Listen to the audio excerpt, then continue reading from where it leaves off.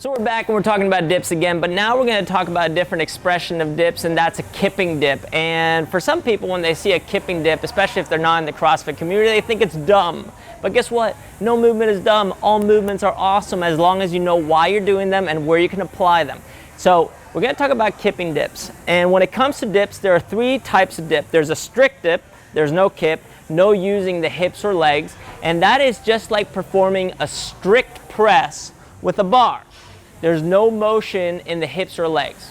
Then there's almost like a push press dip, which is using the legs, pulling the legs up, and allowing that leg drive to help you in the press, which is the same thing as performing a push press. A push press is a dip, drive, use that momentum and drive to press the bar up.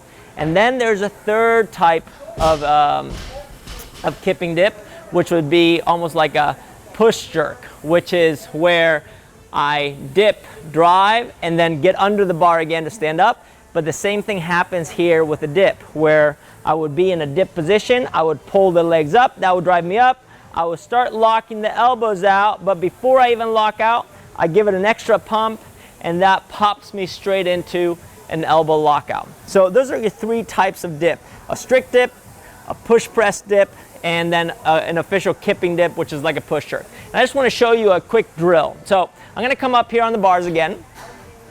Hup, magic. Here's the deal. Here are the three styles: strict dip. This one is the push press dip. Hit my butt. And here goes the push jerk dip.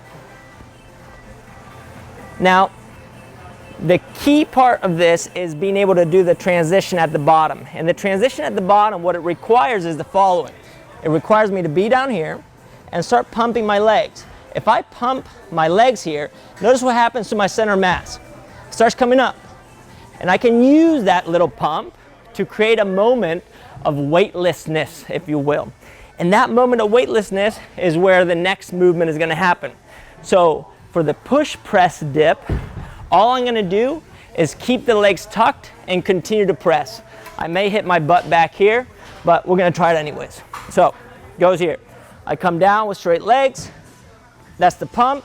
And on this one, I'm going to pump and press. You guys see what happened there? I pull the legs up, and then I press through. That's like performing a push press. Dip, drive.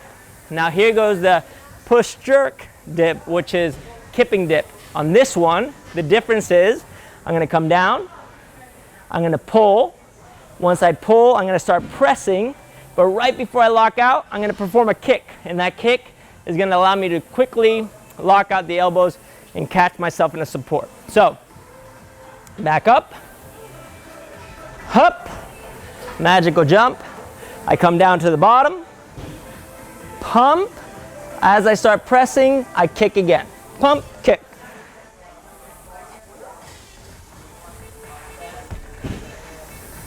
Notice how I did that.